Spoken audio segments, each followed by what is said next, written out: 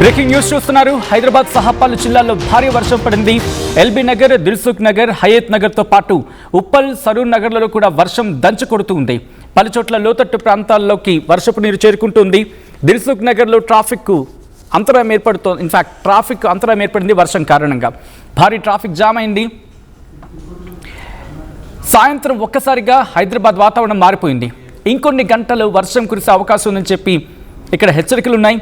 Emergency అయితే తప్ప, అత్యవసరం అయితే తప్ప బయటికి రావద్దంటూ సూచనలు ఇస్తూ ఉన్నారు. మెదక్, కామారెడ్డి, నిజామాబాద్లో కూడా భారీ వర్షం పడుతుంది. మెదక్ మార్కెట్ యార్డ్లో ధాన్యం బస్తాలు తడిసిపోతూ ఉన్నాయి. అలాగే ర్యాలమడుగు, మంభోజపల్లిలో విద్యుత్ స్తంభాలు నేల కూలిపోయాయి. కొనుగోలు కేంద్రాల్లో ధాన్యం తడిసి ముద్దవుతూ ఉంది. రాగల 24 గంటల్లో రాష్ట్రంలో ఉరుములు, ఈదురుగాలులతో కూడిన వర్షాలు పడే అవకాశం ఉందంటూ కూడా వాతావరణ శాఖ హెచ్చరికలు జారీ చేస్తుంది. ఇప్పటికీ రంగారెడ్డి జిల్లా, ఇన్ఫాక్ట్ హయత్ నగర్, ఆ ప్రాంతాల హయత్ నగర్లో అత్యధికంగా 15 మిల్లీమీటర్ల వర్షపాతం నమోదైంది ఈరోజు. హయత్ నగర్తో పాటు సరూర్ నగర్లో 7.3, షేక్పేట్లో 5.5, పటాన్చెరులో 3.5, ఉప్పల్లో 2.5, అలాగే రామచంద్రాపురంలో 2.3 ఇలా కొన్ని చోట్ల వర్షం నమోదైన సందర్భం. మెదక్లో పరిస్థితి ఏంటి, మెదక్లో ఎటువంటి పరిస్థితులు ఉన్నాయి, డీటెయిల్గా మాట్లాడుకుందాం. ఎందుకంటే ఇటు మెదక్కి సంబంధించి మాట్లాడుకునే సందర్భంలో అక్కడ కూడా భారీ వర్షం పడింది. మీరు చూడొచ్చు, కళ్ళల్లో ఆరబోసిన ధాన్యం వర్షపు నీటికి తడిసి ముద్దయిపోయింది.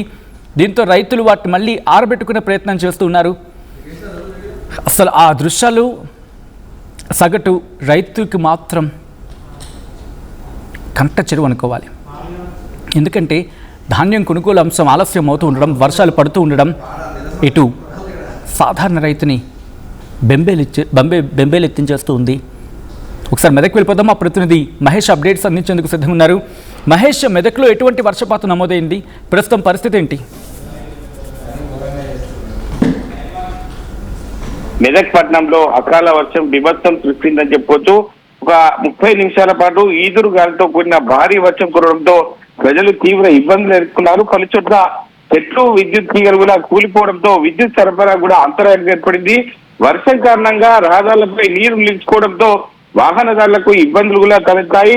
ముఖ్యంగా మార్కెట్ ప్రాంతంలో వ్యాపార కార్యకలాపాలు నిలిచిపోయినాయని చెప్పుకోవచ్చు. ఎందుకంటే మెదక్ పట్టణంలో అంతా ఇరుకిరుకు సందులు ఉంటాయి కాబట్టి ఇవన్నీ వర్షం నీరు చేరుకోవడం వల్ల ఒక స్థానికులు అందరూ కూడా భయాందోళనకు పోయారు. ఎందుకంటే ఎక్కడ ఒక ఇంకుడు గుంతలు ఉంటాయి, ఏంటి హోల్స్ ఉంటాయని చెప్పి ఎవరు కూడా తెలియదు. కాబట్టి వర్షం నీరుతో మెదక్ పట్టణం నిండిపోవడంతో ప్రజలు చాలా ఇబ్బందులు ఎదుర్కొంటున్నారు. ఈ వర్షం ఈ సమయంలో రావడం ఏంటని చెప్పి పట్టణ వాసులందరూ కూడా ఆందోళన చెందుతున్నారు. ఇప్పటికైతే ఒక 30 నిమిషాల పాటు వర్షం కూడా జరిగింది. సజిల్, వర్షం ఇంకా పడుతూ ఉందా, లేకపోతే ఎలా ఉంది పరిస్థితి? ఆల్రైట్, మరి కాసేపట్లో మహేష్ దగ్గరికి వెళ్ళే ప్రయత్నం చేద్దాం.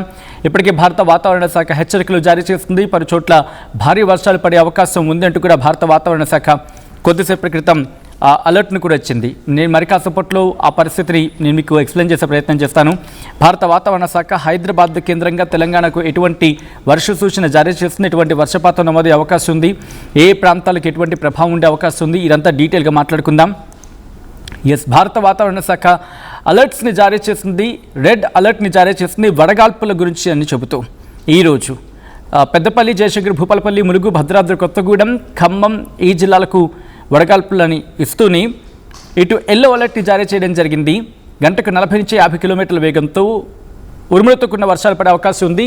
వికారాబాద్, సంగారెడ్డి, మెదక్, కామారెడ్డి, మహబూబ్ నగర్, నాగర్ కర్నూల్, వనపర్తి, నారాయణపేట, జోగులాంబ, గద్వాల జిల్లాలో అక్కడక్కడ కురిసే అవకాశం ఉందని చెప్పి భారత వాతావరణ శాఖ ఇప్పటికే ఎల్లో అలర్ట్ని జారీ చేసింది. మా ప్రతినిధి మహేష్ అప్డేట్స్ అందించేందుకు సిద్ధంగా ఉన్నారు మెదక్ నుంచి. మెదక్లో ఎటువంటి పరిస్థితులు అనేది మహేష్, భారీ వర్షం పడుతూ ఉంది, రైతులు కళ్ళల్లో ధాన్యం ఆరబోసి ఉంచారు, తడిసి ముద్దవుతూ ఉన్నాయి. అక్కడ అధికారులు ఎటువంటి జాగ్రత్త చర్యలకు దిగడం జరిగింది, ఎటువంటి సాయం అందించే ప్రయత్నం చేస్తూ ఉన్నారు మహేష్? ఖచ్చితంగా సజ్జన్, మెదక్ పట్టణంలో అకాల వర్షం బీభత్సం సృష్టించిందని చెప్పుకోవచ్చు.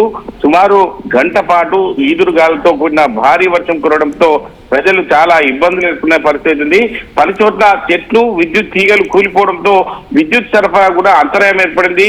వర్షం కారణంగా రహదారులపై నీరు నిలిచిపోవడంతో వాహనదారులు ఇబ్బందులు పడ్డ పరిస్థితి ఉంది. ముఖ్యంగా మార్కెట్ ప్రాంతంలో వ్యాపార కార్యకలాపాలు నిలిచిపోయాయి.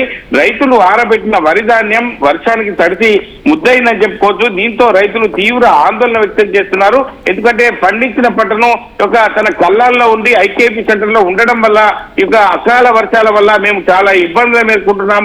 ఇప్పటికే ఉన్నతాధికారులు ధాన్యాన్ని కొనుగోలు చేయక చాలా ఇబ్బందులు ఎదుర్కొంటారని చెప్పి ఇప్పటికే రోడ్డెక్కి రాస్తా రోగులు ధర్నాలు చేస్తున్న పరిస్థితి మనం చూస్తున్నాం. కానీ అధికారులు అంటే జరిగిన సంఘటన జరిగిన తర్వాత అక్కడికి చేరుకోవడం ఏంటి నిర్లక్ష్యం ఏంటని చెప్పి ప్రధానంగా రైతులు విమర్శిస్తున్నారు. ఈ సంఘటన చూస్తుంటే మెదక్ జిల్లాను అతలాకుతలం చేసిందని చెప్పుకోవచ్చు. ఎందుకంటే ఒక గంట పాటు ఈదురుగాలతో ఇటువంటి వర్షాలు పడడం రైతులతో పాటు ప్రజలకు ఇబ్బందులు గురి చేస్తున్నారని చెప్పి మనకు తెలుస్తుంది. ఏది ఏమైనటికి సంబంధించిన ఉన్నతాధికారులు ఇప్పటికే అలర్ట్ అయ్యారు.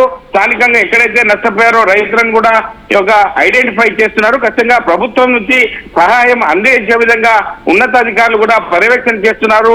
వాళ్ళను ఎవరైతే ఉన్నారో రైతులను నోట్ చేసుకుంటున్నారు. ఖచ్చితంగా వారికి ప్రభుత్వం నుంచి ఆదుకునే విధంగా ముందుకెళ్తామని చెప్పి అధికారులు అయితే చెప్తున్నారు. సజిన్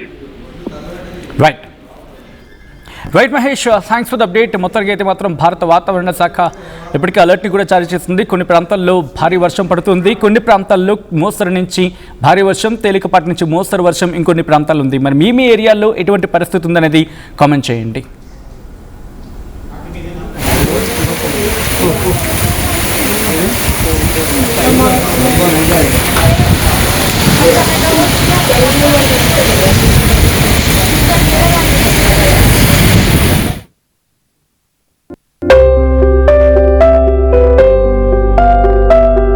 చిన్న చిన్న ఆనందాలు 35 ఏళ్లుగా నా జీవితంలో లేవు.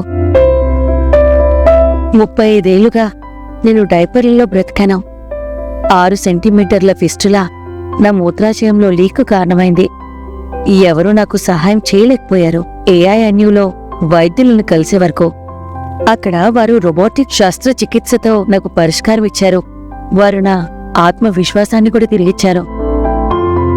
Precision care makes it possible. The Center for Robotic Surgery at AINU